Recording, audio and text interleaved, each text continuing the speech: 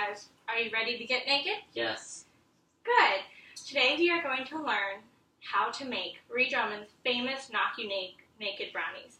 The name originates from the fact that many people love them and they just say it knocks their clothes off. So that's how I started to try it, and I was very impressed, and I've made it ever since. You can follow along with me as I go through this with the sheet that I handed out to you. It has all the ingredients and it has the step-by-step procedures.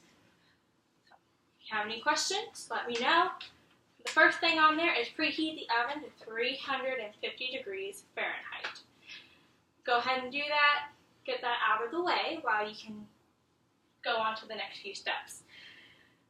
First thing is unwrap all the individual caramel squares and go ahead and put them in the double boiler pot.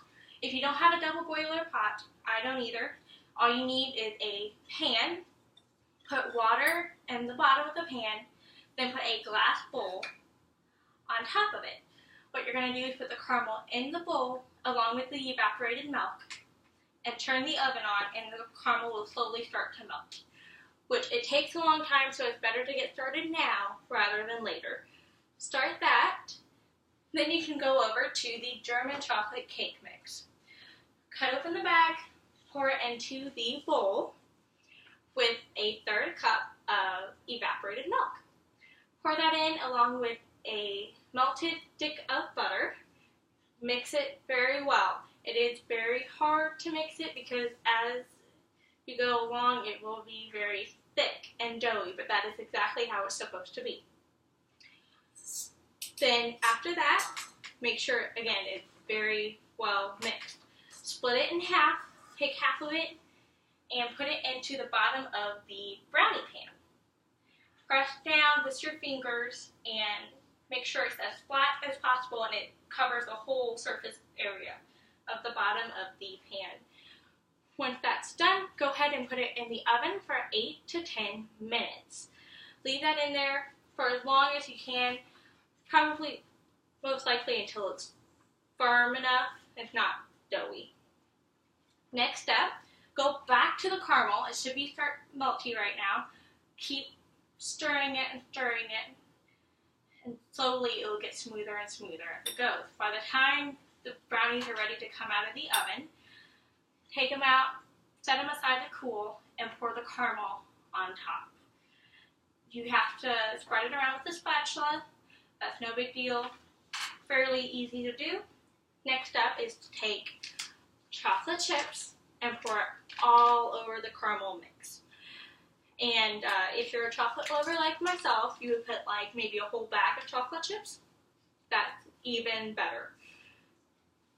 Next step is to take the rest of the dough out of the bowl. Try your best to form it into the shape of the pan. It is very hard to estimate and guess, but it is easy. You just have to push on it to make it the shape of the pan. Then lay it on top and really do the same thing what you did with the base of the brownie batter. Just push it in and make sure it's settled. Next step, put it back in the oven for an additional 20 to 30 minutes. The last few things that you can do in between that time is get the powdered sugar ready. Many people swear by powdered sugar on top. It's the best. It tops it off. A lot of people like to put vanilla ice cream with it. Some people like to eat it for breakfast in the morning. Perfectly okay. And again, it is a very simple procedure. Once it comes out, you have to let it cool because the caramel is, again, very melty. So you gotta let it cool. Some people prefer to refrigerate it. Some people do not. Some people just like to eat it right out of the oven. Either way is perfect. And just a personal disclaimer, you do not have to share these brownies at all. You don't have to cut them up in squares or give them to your loved ones. You don't have to. They are best when you eat them in one sitting, one person. So now that you guys are going to go home and you're going to go make these, let's review so make sure you get the key points. Make sure you have everything on that list.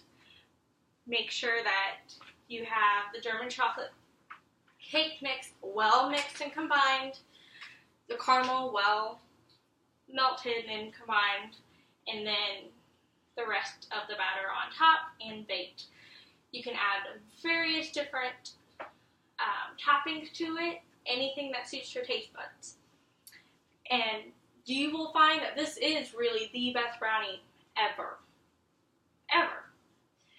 So, I wish you guys all the best of luck in your brownie making adventures. Thank you.